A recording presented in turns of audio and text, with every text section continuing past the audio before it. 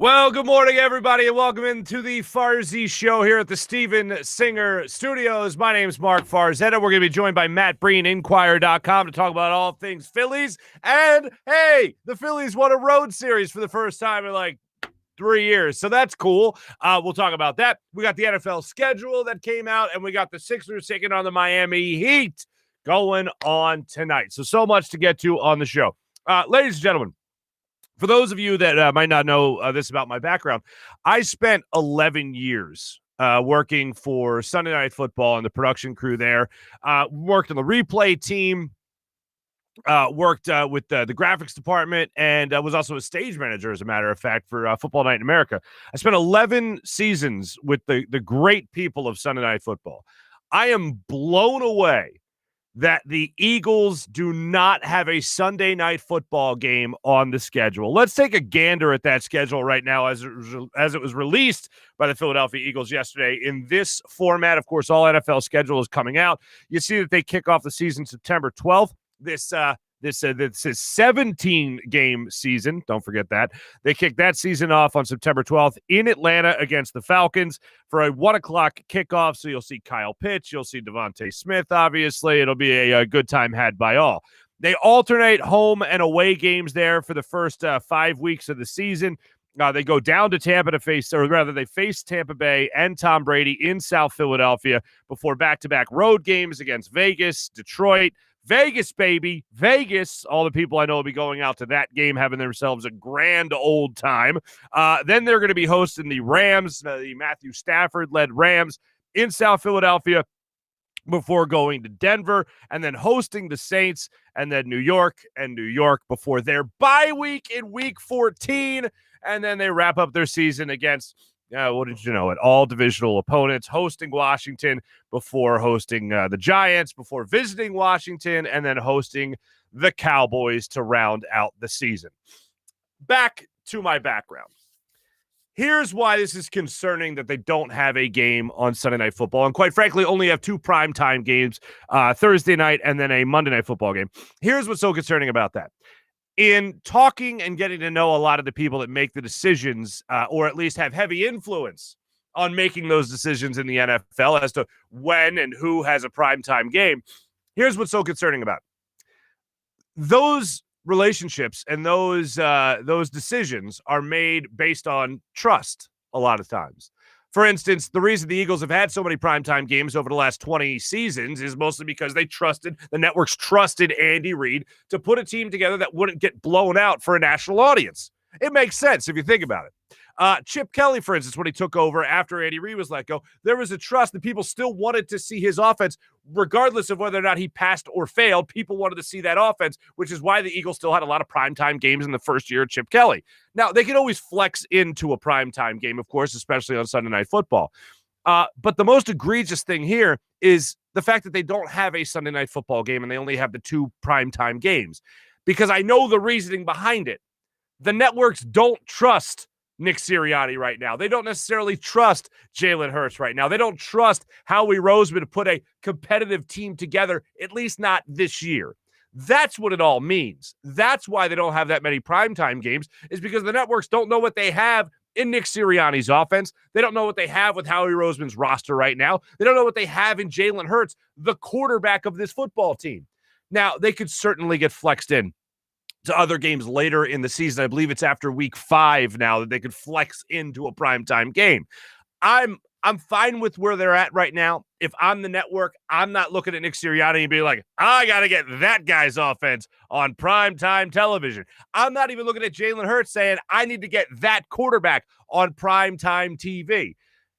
But word to the wise, for anyone that's rooting for this football team, like most of you watching, most of you listening right now, the networks seem like they don't have a lot of faith in the Philadelphia Eagles this year. And I know a lot of people out there right now, even Eagles fans, hardcore Eagles fans that are doing Eagles chants at Nationals Park for the last 2 nights.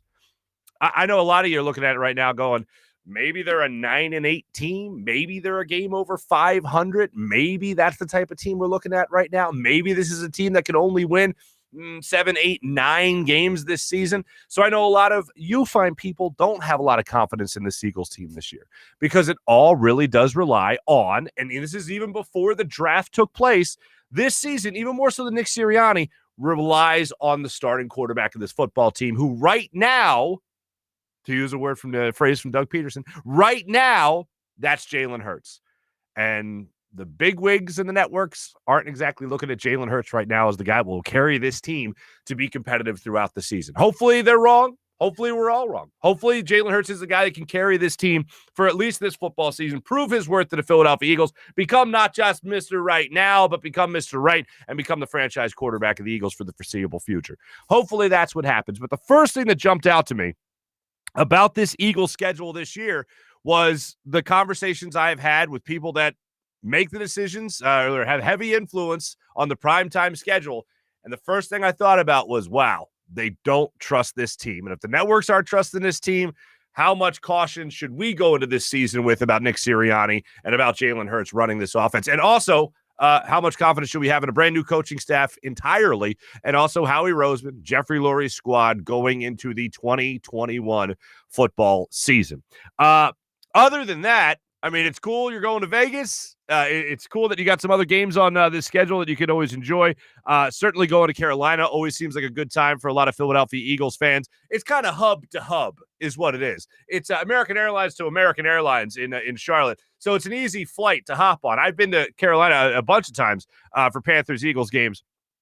And, man, it does sound like, I mean, we talked about Nationals Park being Citizens Bank Park South.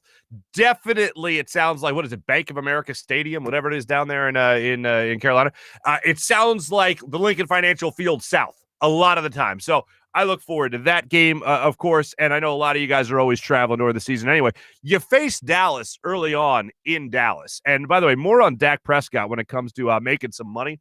That game is the Monday Night Football game that they have in Dallas.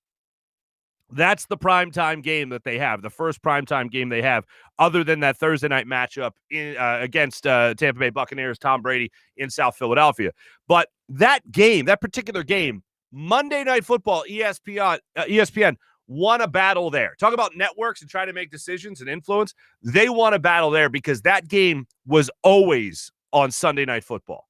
And I worked for Fred Godelli, the producer of Sunday Night Football, for those 11 seasons when I was working with SNF, and it was like a point of pride that they would have that game on Sunday Night Football.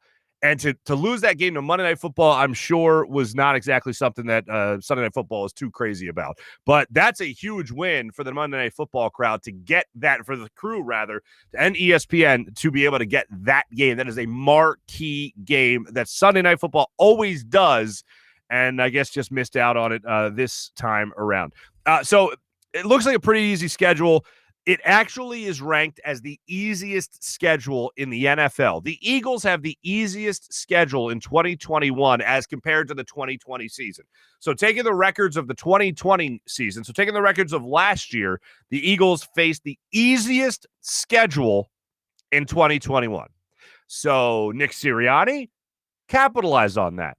Jalen Hurts, capitalize on that. Jonathan Gannon, defensive coordinator, capitalize on that. Devontae Smith, capitalize on that.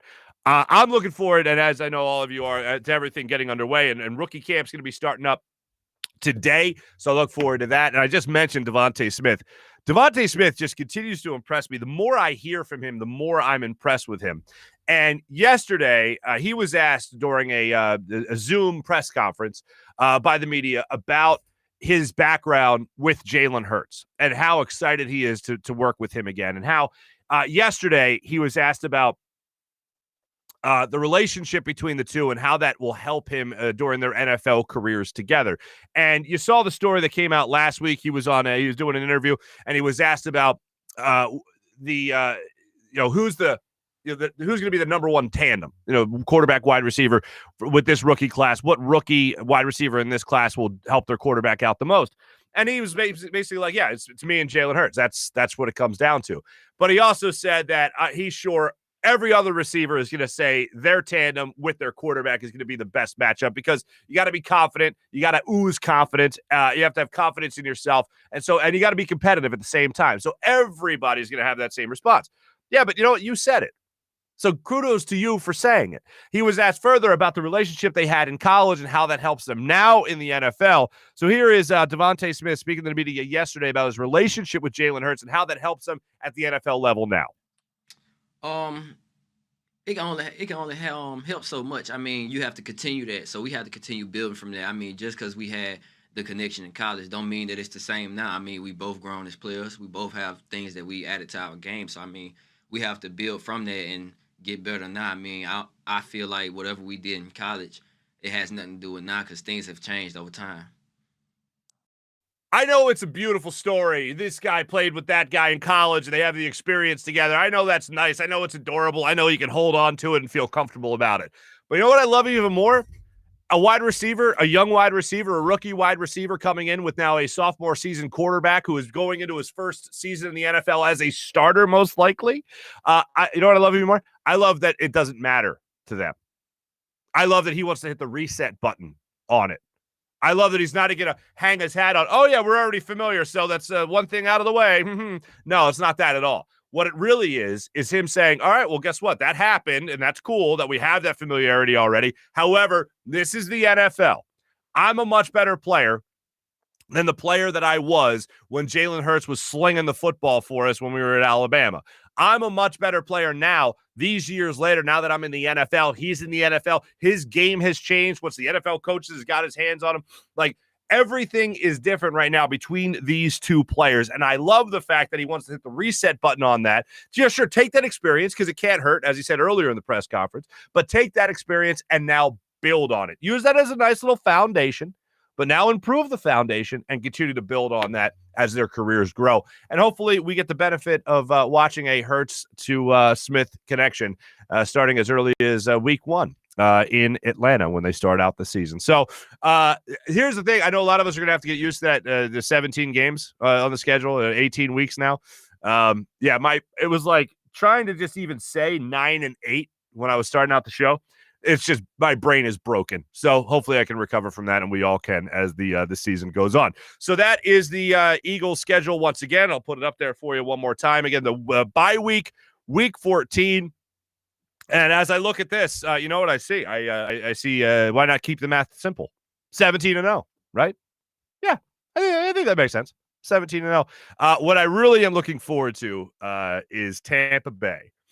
I am looking forward to their schedule, especially, what is it, week 4. That is a Sunday night football game. They go into New England.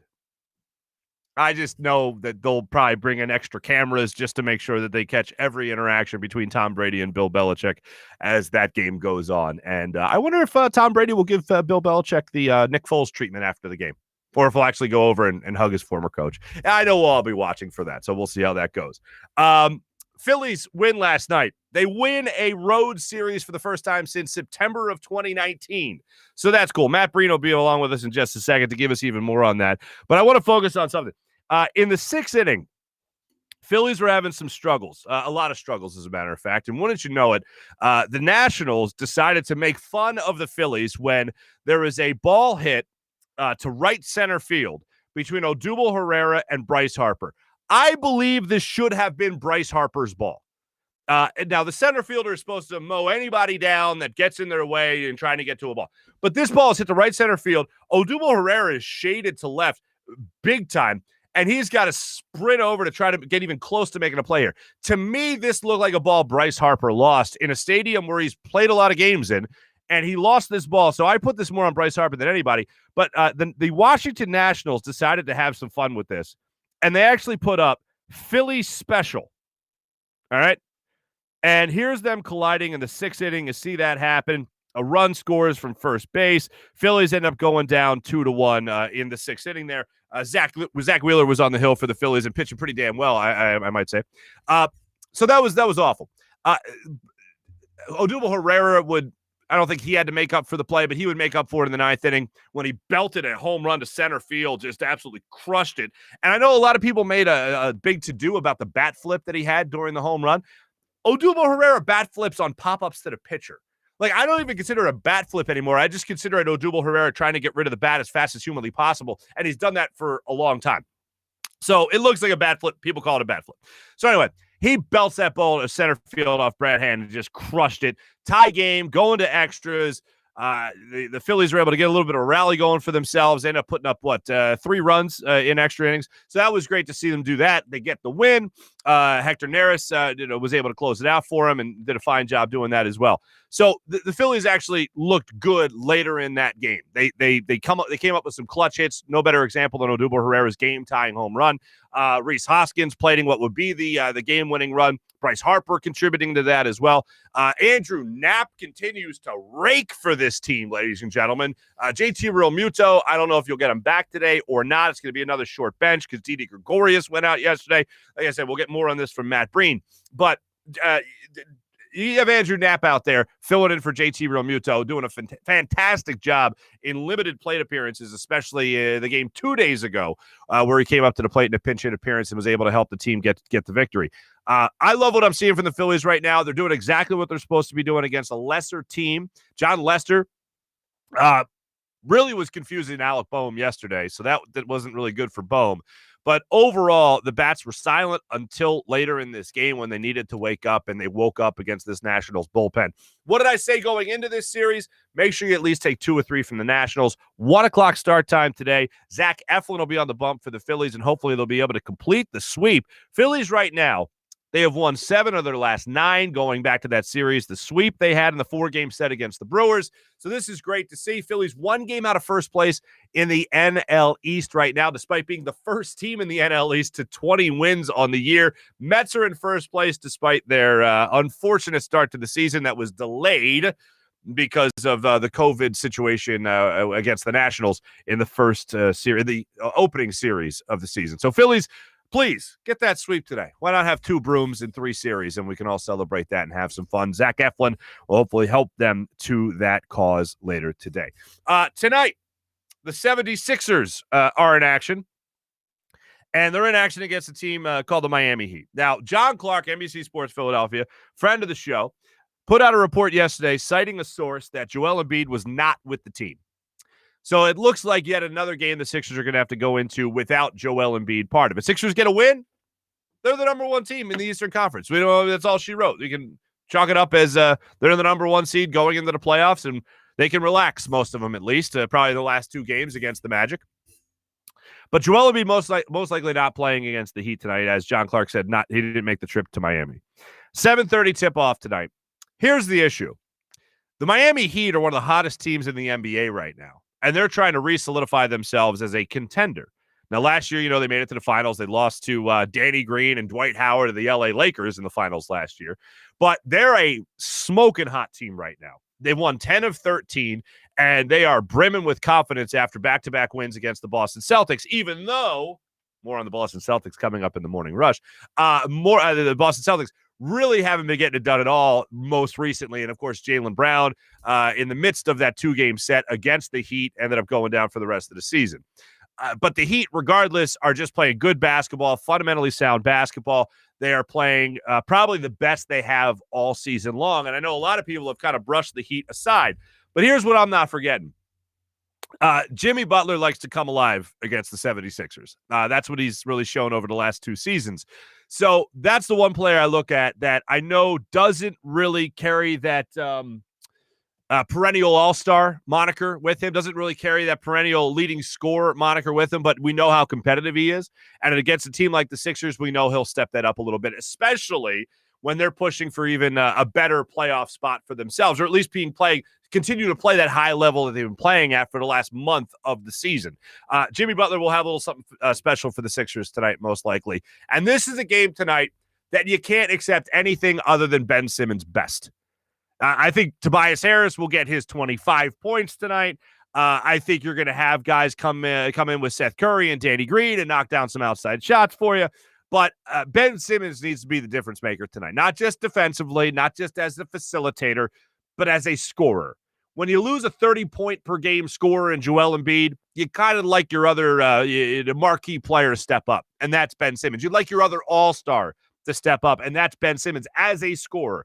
We've seen over the last couple of games him not be afraid to use that little fadeaway jumper, right? He hasn't been afraid to use that 10 to 15-foot jumper, that little mid-range game, right?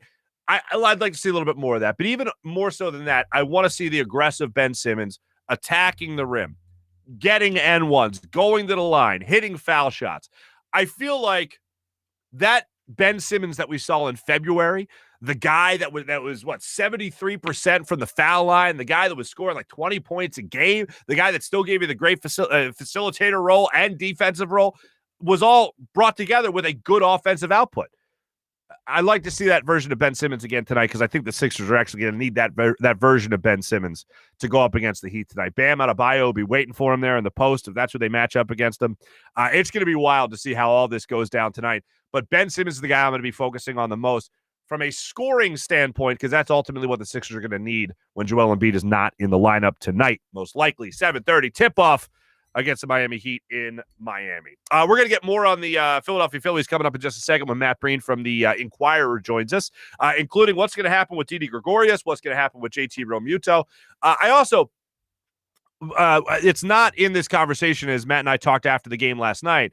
We talked a lot about Nick Maton, just the two of us. And one of the things he told me about Nick Maton was they were seriously considering moving him to center field.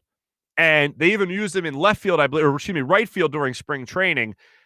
He's played third base. He's obviously played short. He's played second base. But he's got the arm to play center field, and he's a good enough athlete. And I believe, Matt, when we were talking about this, I agree with him, I should say. He's a good enough athlete to play center field if they really need it. Over the last 7 games of the season, last 7 days of the season, I should say, Odubel Herrera has played great. And I had my doubts, and I still have my doubts about Odubel Herrera. I think right now, and I'm going to enjoy it while it lasts. However, in watching Odubel Herrera, as many of you have watching his entire career, you know, especially over the last 2 years, he's had a situation where he has been red hot and then ice cold. And ice cold for a lot longer than he's been red hot. And I hope this is the red hot version of Odubel Herrera that stays hot. And this is the all-star version of Odubel Herrera that stays hot for a long period of time because the Phillies can certainly use that bat in the lineup getting red hot. But what I've really seen over Odubel Herrera's career over the last really 6 months, I should say, of him playing professional baseball, big league baseball, I'll say, he has hit .221 with not a lot of home runs, not a lot of pop. I am hoping that his time away and the situation he put himself in has made him focus on baseball and realize that he can't take anything for granted. Now, after the game, and we'll get into this with Matt Breen a little bit more, but after the game, Bryce Harper was asked about Odubel Herrera and the at-bat he had in the 9th inning. And in the 9th inning is when he stepped up to the plate and belted a solo homer to center field, and he tied the game. The headline, and if you haven't seen it yet, Bryce Harper talked about Odubel Herrera and how he's a Philly and he's one of us and he's worked hard to bring himself back to this team after what he put himself through. It wasn't a martyr case for Odubel Herrera. I don't want you to get the wrong impression. But I know that'll get the headline. Oh, Bryce Harper accepting of Odubel Herrera, right? He's worked his way back to the Phillies. He's earned the team's trust. I know that'll make the headline. But more so for me, what's the headline? Is Bryce Harper basically told the media, when Odubel Herrera goes to the plate, he has no plan. Like, he just goes up there and swings. He's a free swinger. That's it. And I think we all kind of know that, and we all knew that already about Odubel Herrera, which is why I think he goes through those drastic ups and downs throughout his career, is because there's nothing steady about him. He's like, let's see how this goes, and takes a hack and see what happens. And sometimes that works great. And then other times it doesn't work. Like, again, a .220 batting average in the last 6 months of his MLB career. If he starts having a bit of a plan, or if teams haven't figured him out quite yet, okay, man, stick with what works. And if this is what's working for you right now, where in the last 7 days you're batting something like 371, hey, man, keep it ripping. And also a couple of home runs, a couple of doubles. Yeah, keep it coming, brother. But I just thought it was interesting that Bryce Harper didn't come out and say that he has no plan, but did say, he just goes up there and takes his swings, and I think you guys know what I'm getting at there. That's kind of what he got into. And I know shortly thereafter he talked about what a great teammate he's been, and he's come back on a moral standpoint and all that.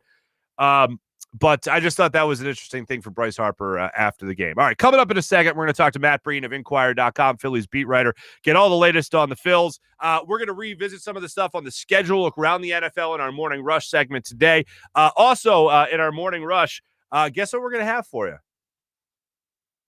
Now, my wife opened this, so I haven't had this yet. But live, on the air with you, on the digital media that we're on, I'm going to try this brand new Hers fire roasted sweet corn. I love spice. I haven't tried this yet. My wife opened it. She tried it. I said, "Don't tell me. Don't say anything. I don't want you influencing my opinion." But I'm going to try this live with you guys, so you see my reaction. All right, we got that going for us. We got some more NBA stuff we're going to get into regarding the Miami Heat and regarding the Boston Celtics. So we'll get into all that and more coming up in a minute. But right now, I want to tell you about my good friend Steven Singer. We're here at the Steven Singer Studios. And Steven Singer, the competition must really hate this guy because he makes the experience of buying a diamond so much better. Makes it better and better every single day. And he makes it fun. Steven is the very first to offer each and every guest the perfect price. That's right. You ever wondered if you're getting the best price? Are you comfortable with negotiating? Are you uncomfortable with negotiating? Do you want to think about if the guy next to you is getting a better price than you are? Nobody wants to think about that. So Steven puts everything at the perfect price, guaranteed every day. I don't even have a promo code for you for this because everything's already set at the perfect price. Head to Steven Singer Jewelers, and he's guaranteeing that perfect price. You'll never need to pay more than the person next to you. And here's an insider tip. Most jewelers just mark up the merchandise way up, as a matter of fact, to make you feel like you're getting a deal. Like, oh, you know what? You like this? $1,000? You know what? I'll give it to you for $700. Now, guess what? The perfect price is already $700. All right? It's just a bunch of pretentious language with you. But Steven, every single time, perfect price. That's the important thing to remember. Steven Singer Jewelers guaranteed that perfect price all day, every day, 365 days a year, and that's why we trust Steven Singer. With my wife's jewelry, my friends, I always send to Steven Singer, my family, and that's why I send you to Steven Singer. Check out Steven Singer Jewelers, the other corner of 8th and Walnut, right in Philadelphia, or online at IHateStevenSinger.com. Steven Singer Jewelers, one place, one price, at IHateStevenSinger.com. Without further ado, let's jump on the Zatos Investments gas line and catch up with Matt Breen, who we talked to last night after the Phillies' second victory in this 3-game set. Series win already in the bag. Let's talk to Matt Breen on the Zatos Investments gas line.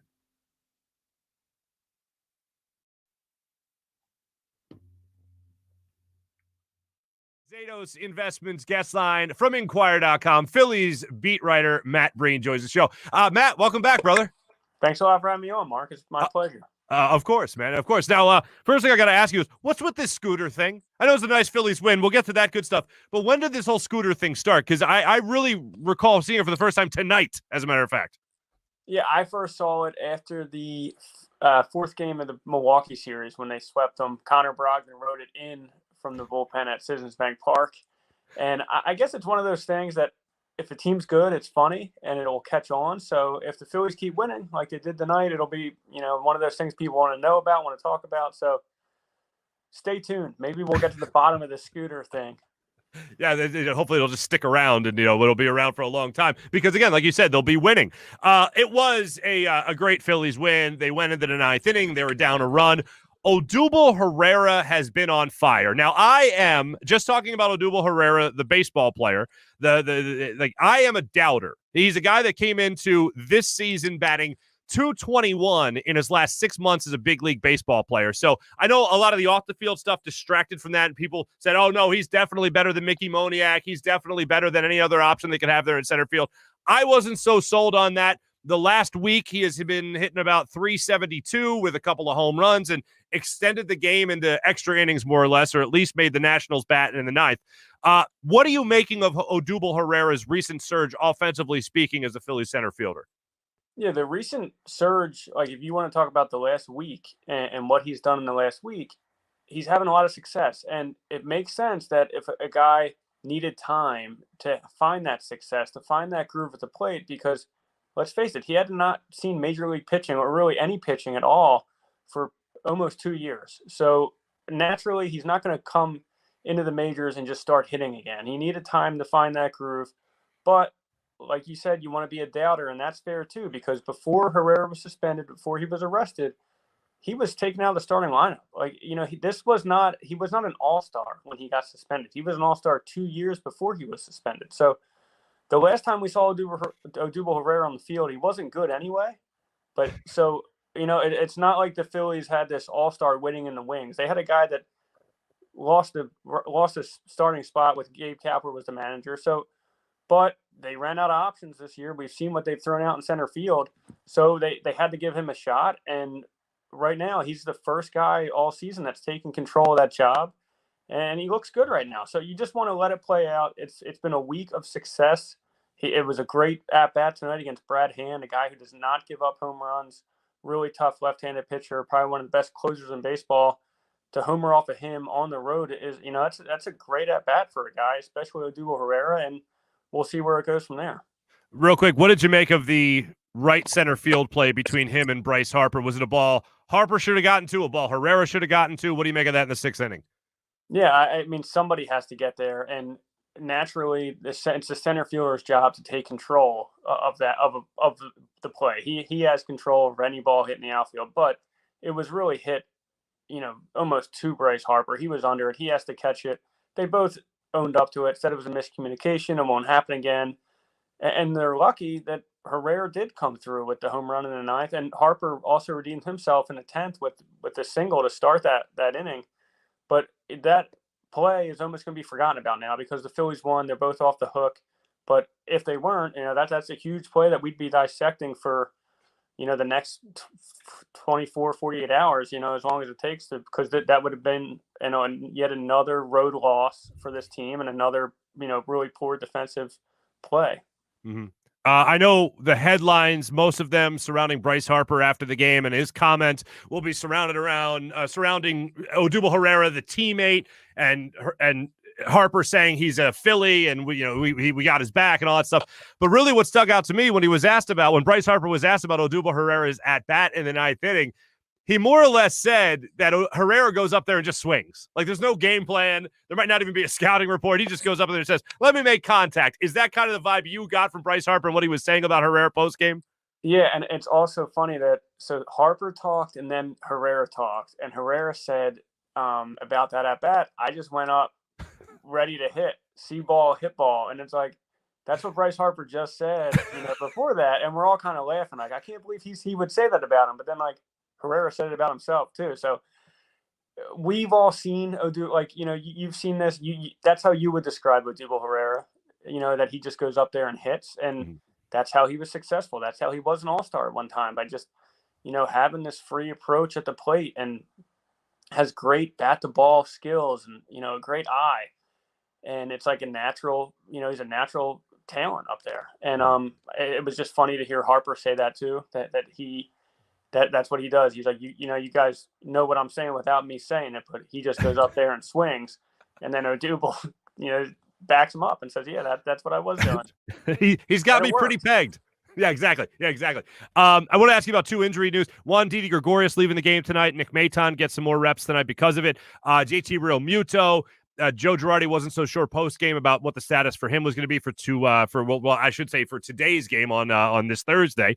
But what do you know about Gregorius? What do you know about Realmuto? I think Didi will be out for a couple days. That's how Joe Girardi made it seem. Ideally, you would want to keep him off the IL, but just with how shorthanded this bench is, they're only a 4-man bench because they have the extra starting pitcher in the bullpen. So you might have to IL him, and just to get somebody up here to survive, you know, the next 4 days in a row. Now you're playing a game, but JT sounds like he's day to day. I would expect him not to play tomorrow, just because, you know, you give him another day, let him come back Friday. But Andrew Knapp caught 10 innings tonight, so maybe that complicates it, that you need him back tomorrow. So I would think that I'm still going to expect Knapp catches Eflin tomorrow. Eflin, he threw to JT in his last start, but it seems like he prefers to throw to Knapp. And I think you'll see JT back on Friday. But Didi Gregorius is the one that you're really going to have to find out tomorrow how he responds to leaving the game tonight with stiffness in his elbow. Mm-hmm. Speaking of that bench for a second there, Look, I was a big fan of Scott Kingery starting out, and I'm the guy that follows the minor league system, and I'm rooting for these guys to do well. And then they sign Scott Kingery to that big deal for a guy who haven't even played at the major league level yet.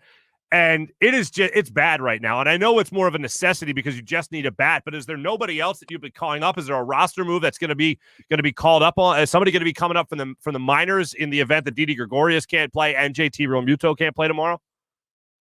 Well, Scott Kingery really he's not taking a spot from somebody, because if you look at the minor league rosters, there's not, especially the 40-man roster, there's no one that should be here instead of him. It's a problem that you want to get him right. So ideally, if you want to get him right, he should be playing every day. So he should be in AAA. The Phillies believe that he should be in AAA, but he's here because of injuries and, like you said, out of a necessity that he's in the majors right now, but he should be in AAA playing every day.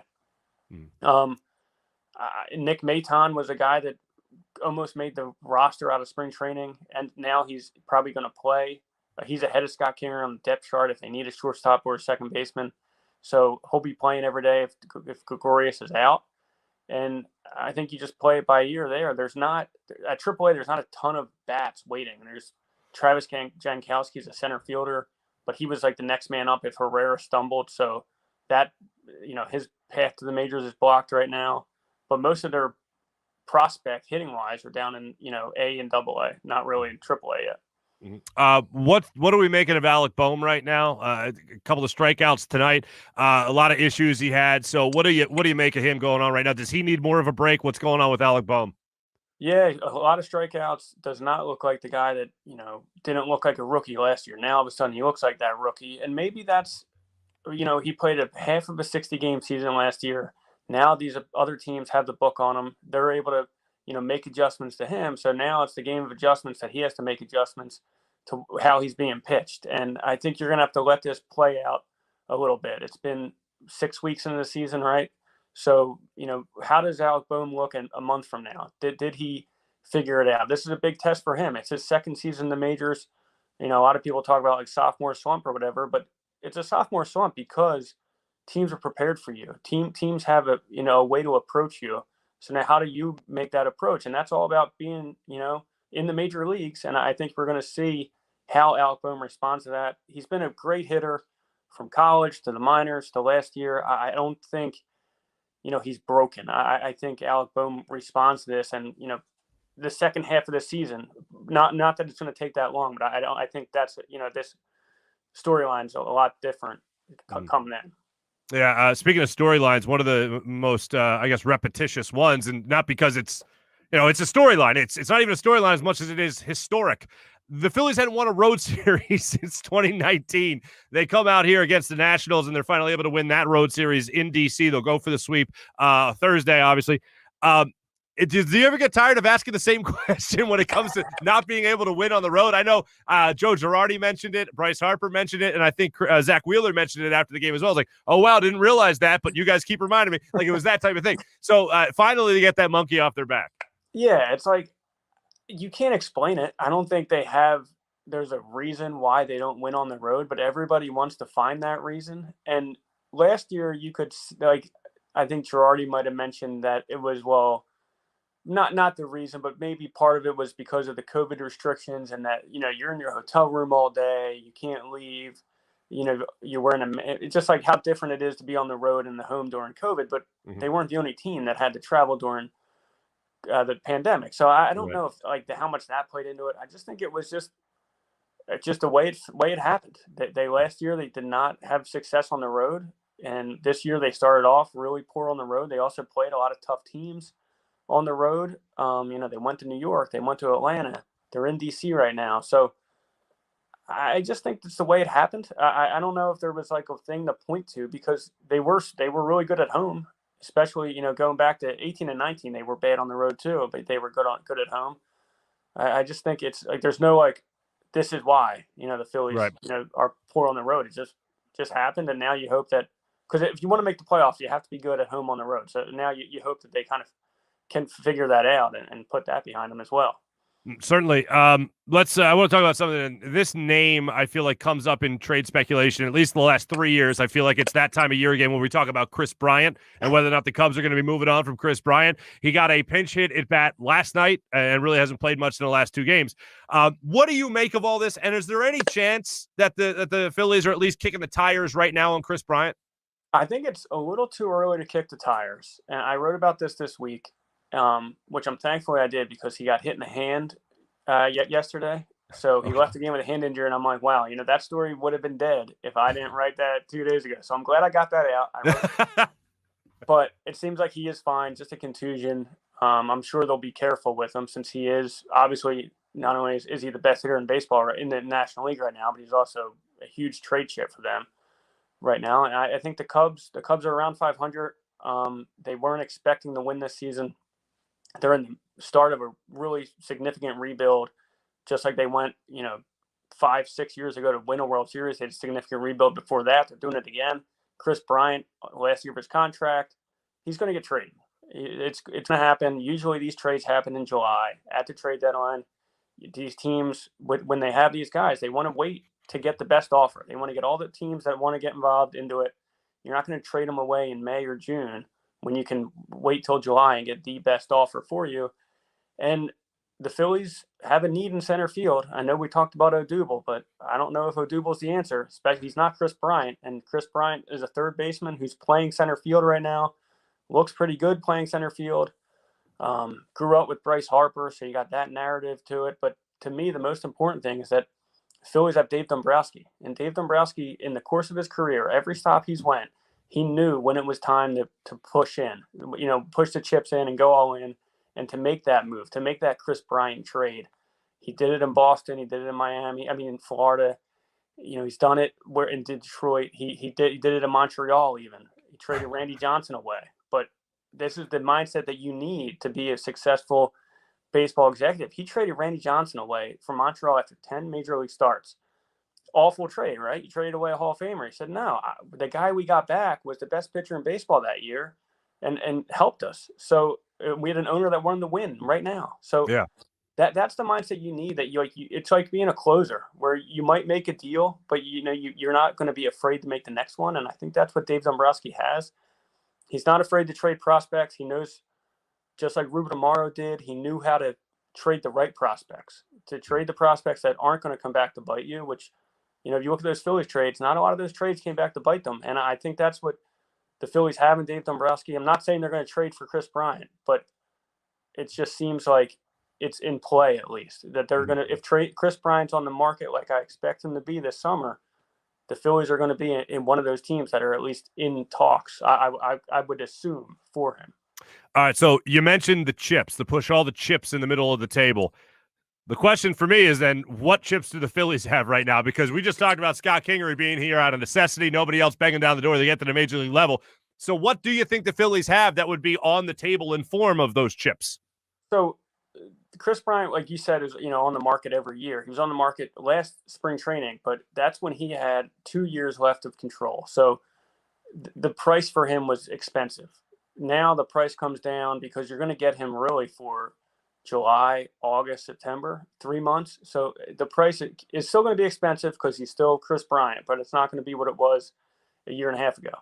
And what I point to is Manny Machado is probably, the best comparable player, recent memory, top tier premium talent, getting traded at the deadline. What did the Orioles get? They got a group of prospects from the Dodgers, and the best one was, I think, the ranked 77th by Baseball America. So it wasn't even Dodgers' top prospect. It was like the Dodgers' 5th or 6th best prospect at the time was the headliner of the deal, a double-A or low-A outfielder.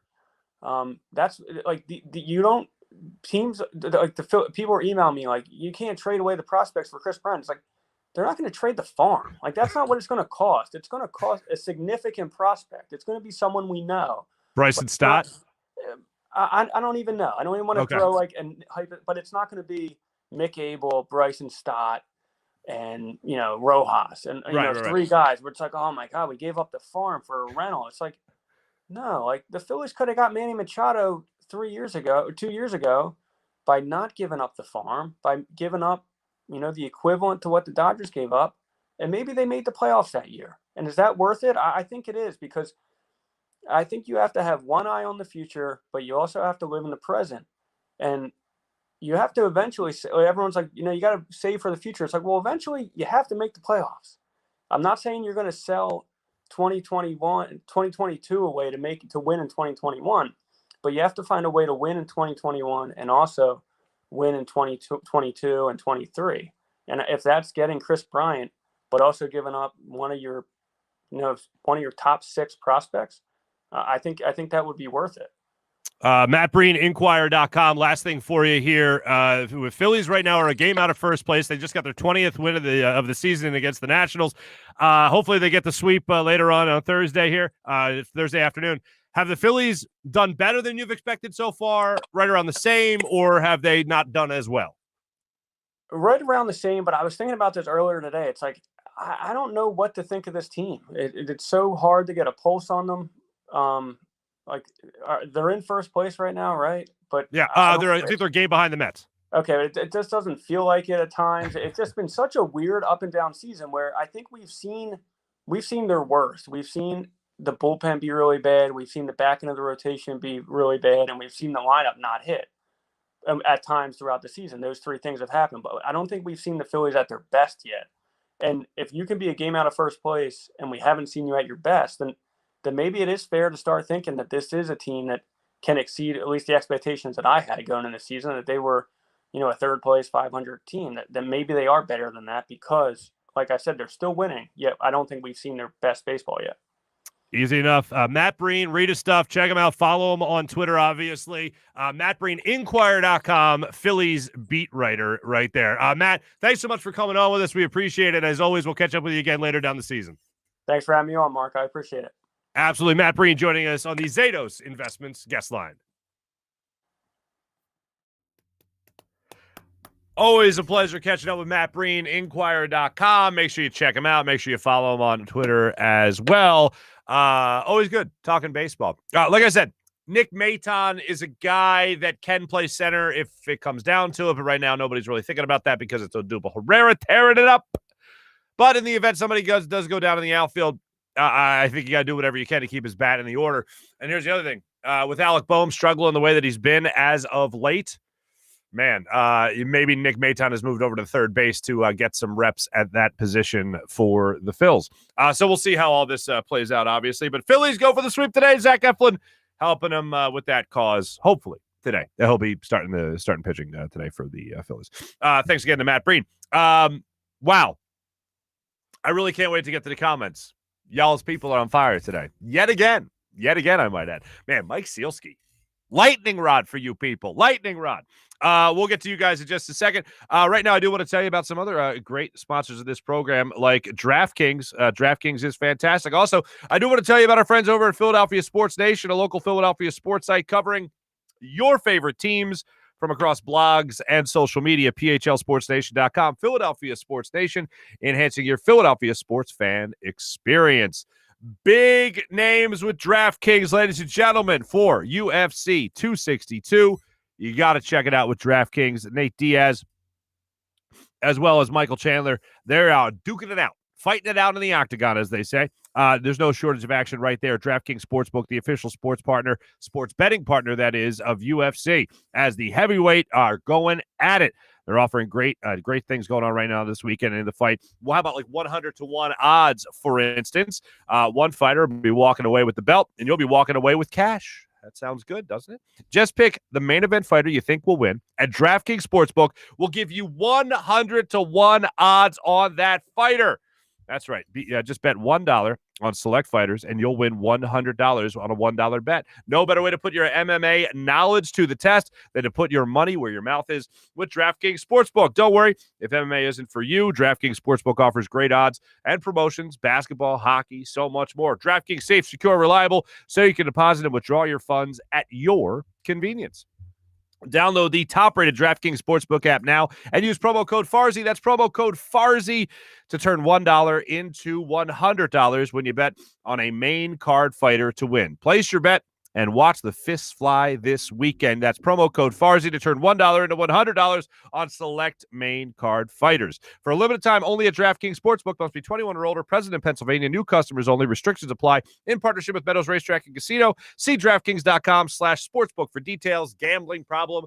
Call 1-800-GAMBLER. And how about Zatos Investments? You hear me talking about them all the time. Zatos is fantastic, up-and-coming luxury real estate development company in the Philadelphia area. They design and develop top-of-the-line custom homes around the city, ranging from small single-family rehabs to ground-up new construction townhomes and condo buildings. Zatos also works closely with their private investor base to provide them with substantial returns on their investment, ranging from 20 to 40%. Sound good? Want to get in on that action? Well, hit them up at info@zatosinvestments.com, or you can simply check them out at zatosinvestments.com. I was talking to my man Tony Cavada, Steak in Maine, just yesterday. And you know what? His lovely daughter's got a prom coming up, right? And his daughter knows what she's doing. She invited a whole bunch of people over the house because you know who's going to be cooking for him? My man Tony Cavada, Steak in Maine. That's right. If you want some of that fine food, don't show up at Tony's house. That'd probably be weird. But go to Steak in Maine in the heart of Northeast Maryland. Whether you like dining in a casual bar, a steakhouse, maybe a patio, not his backyard patio at the restaurant, you'll enjoy the highest quality prime meats, fresh seafood, world-class oyster bar, freshly prepared sushi, and also an extensive wine list, including Cavada Cellars wines. From his family to your family, right at the table right there. Open every day for lunch, dinner, or Sunday brunch. Check them out, steakinmaine.com for more information. Steak in Maine in the heart of Northeast Maryland, voted number one place for steaks in America by the Travel Channel and Cooking Channel. Like I said, check it out for yourself at steakinmaine.com. Now let's do our social media check-in, brought to you by Steak in Maine, steakinmaine.com. Wow. Y'all's people hate Mike Sealski, man. I said yesterday, he wasn't even our guest today. He was our guest yesterday. But I said this yesterday. Mike Sealski is like the nicest guy you'll ever meet. And I've known him, God, how long have I known him? 20 years? And I am, every time people are like, it's Sealski. I'm like, he's the greatest guy in the world. But I know I know for you, a lot of the Flyers fans out there, he's really got your goat, so to speak. Anyway, I see you guys are still pissed at him. What do we got here? Dan Schwartz, I got to hand it to you, man. You're lighting up the chat. Always nice to see you on there, buddy. Including your comments about, I think you said that Bryce Harper's an alien. Matt Breen was alluding to the fact that he grew up with Chris Bryant. And you said you didn't grow up with anybody because he's an alien. And you know what? You might not be far off. Eric, I think, is telling me right now that they're going to turn against me because of my friendship with Mike Sealski. What else do we have? Dan saying, don't worry, he's still good. Still good writing articles. That's good. April is back. She's excited to see the Eagles down there in Carolina. Mally's checking back in with the program. Good morning to you, Mally. Benny's back, and still, I believe Mike's got his goat on that. Some people are confident that the Sixers will take care of business against the Heat. That's good to see. I don't even want to say that on the show, but it's funny. Dan Schwartz all over the place today, Danny. My man. Phillies farm system is a few pigs, a cow, and a sheep. You're not far off, actually. You're not far off. Fire roasted chips? Not yet. Not yet. People are worried about Alec Boehm on the chat right now, so I can understand why. Here, okay, so Nick Anderson is asking about Cody Ashe. Is Boehm the next Cody Ashe? I will say no, because I feel like the Phillies didn't learn their lesson from Cody Ashe. The Phillies learned, here's what I mean by that. Cody Ashe was a hotshot third base prospect. And they said, you know what? Let's move you to the outfield and see how that works out for you. And he just couldn't make the adjustment at the major league level. Should he be tougher than that mentally? Yeah, sure. But it just didn't work out. So then what do they do with their next hotshot prospect infielder, not named Mike Franco? They take Scott Kingery, and they're like, hey, second baseman, go play short, go play third, go play center, go play left. Not the best idea in the world. And then Gabe Kapler even had him pitch a bunch of times when he didn't want to burn a bullpen arm. So I won't make that comparison with Cody Ashe. By the way, Cody Ashe's wife is like a nutritionist. Cody Ashe retired, by the way. His wife's a nutritionist, and she's doing a lot of good work. The Athletic just wrote an article on her, as a matter of fact. She's doing a lot of work for pro athletes right now, so that's interesting. We'll get to more pro athletes in a second here with what's going to happen in our morning rush a little bit later. Henry said that he caught our Flyers recap with the Nasty Knuckles crew and with Hunter Brody as well. Appreciate you catching that. Glad you enjoyed it. A lot of people, man. It's too funny. Oh, Mally. I am still more along the lines of Odubel Herrera. I agree with this statement. I am more along the lines that Odubel Herrera is more like Dominic. He's a slightly better Dominic Brown. That's what I believe Odubel Herrera is. A one All-Star appearance, right? Although he's had a better career than Dominic Brown, but that's not saying a lot. But I'll say this. Jalen Hurts might not be Mr. Right, but Mr. Right now for the Eagles. Odubel Herrera might not be Mr. Right for the center field spot, but he's Mr. Right now. So I'll take it. He's doing far better than what they had earlier in the year. That's for sure. Sean saying it's okay to hate Odubel Herrera. You are correct. What else do we have? Want to get one more in here. Kevin saying the Heat stink. So let's hope that's the case today. Some people celebrating Andrew Knapp's success, so that's great.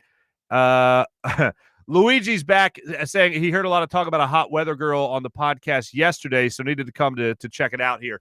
No, it's just me. Let's see what I got here. Let's see. Philadelphia, 50 degrees and sunny today. High of 72. Low of 46. I hope you find me attractive.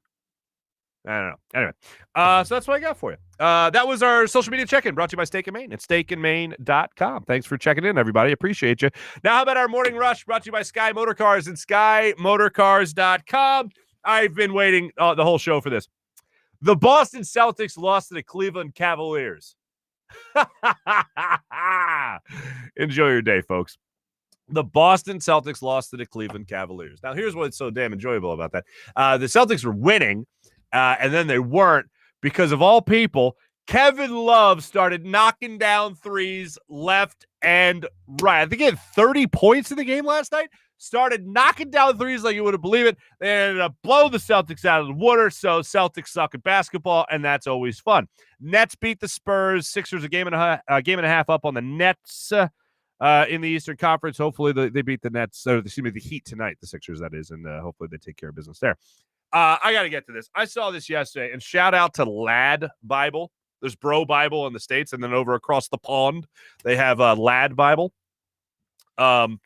Forbes released their list of the wealthiest athletes from 2020, and some things were surprising. Let's run through some of these real quick, and I think you can, yeah. So, okay, Kevin Durant, $75 million last year, number 10 on the list.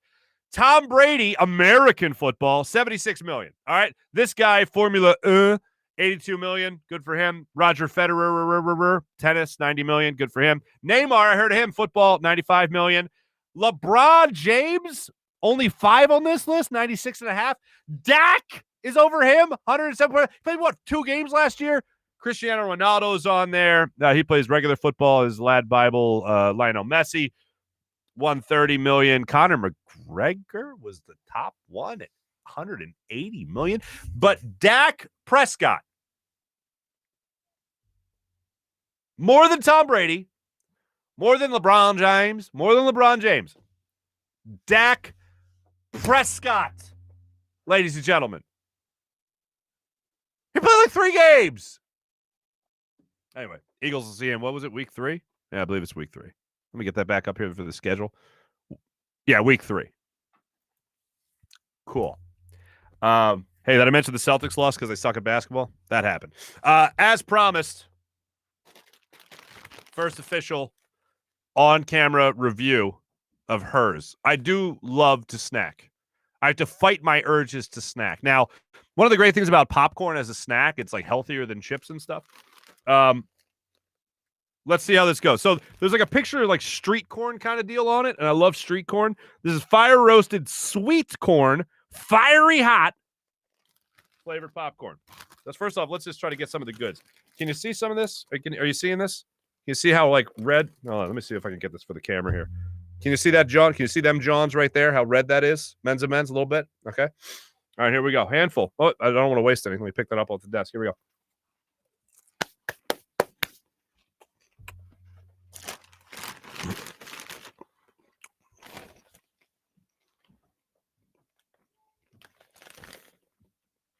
That's very interesting. It literally is like street corn. Like, if I didn't know any better, I just took a bite of, like, delicious grilled street corn. Oh, there's the tang. Little tang to it. Yeah, I'm in. Hold on.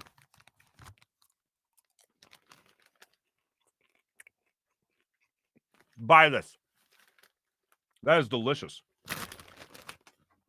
Oh, yeah. All right. Fire roasted sweet corn, fiery hot. Thank you, Hers, for sending me this to try it. I'm not messing with you people. This is a good thing about doing a show like this, where it's kind of like just me. Like, I don't have a whole sales team behind me saying, like, oh, make sure you say you like it. Like, I can tell you what I really think. This is delicious. And it's got a nice little taste. Like, the flavor is really, really good. And then it's got a little spice to it. If you like spice, I love spice. And that is, yeah, that's fantastic. I will be buying more of that. Yeah, I'm going to need that. Sorry to eat in front of you. I know that's like rule 101 about being rude, but that is delicious. Yeah, I will eat that. I will eat that again and again. And as soon as I'm off, I'm taking another handful of that. So yeah, they passed the test. That was the Morning Rush, brought to you by Sky Motorcars and SkyMotorcars.com. How about big bets? I told you yesterday, I didn't love a lot of the games that were out there yesterday, but the one game, if I had to bet, that I would have bet, but I did not bet, it was the Blazers against the Jazz. Blazers won the game. They cover in the game. I would have won, didn't bet it, but hopefully you did, and you'd said, oh, you know what, Marc's been pretty hot. I'll just take his bet anyway. Bada boom, bada bing, they actually win for you, so hopefully you won some money there. Sixers going into tonight's game against the Heat, -1.5 points.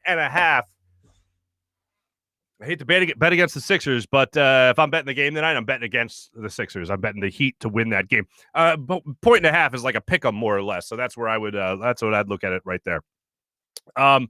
Thanks for watching, everybody. Thanks for listening. Hope you enjoyed the show. As per usual, make sure you hit subscribe on our YouTube channel as well as Twitch. Tomorrow we're gonna have a Farzy in the field for you. We're gonna have a lot of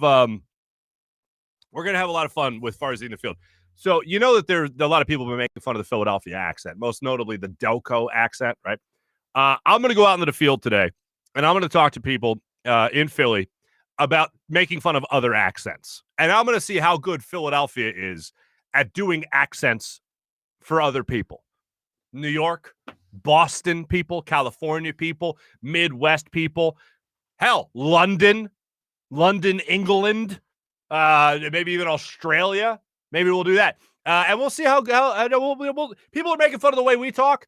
I'm going to make fun of the way they talk. How about that? We're going to make fun of the way they talk. You know, fight fire with fire. How about that? Ladies and gentlemen, once again, thanks for watching. Thanks for listening. Thanks to Jim Hyden, who produced the program. This is a Buzz Sports Entertainment production. My name is Marc Farzetta here at the Steven Singer Studios. Yeah, I'll talk to you guys tomorrow. Have a wonderful rest of your day. Take it easy, everybody. Hey, go Phils. Wrap it up. Get the series sweep. And, hey, let's go Sixers. And, yeah, Celtics suck. Have a great day, everybody. Take it easy. Bye.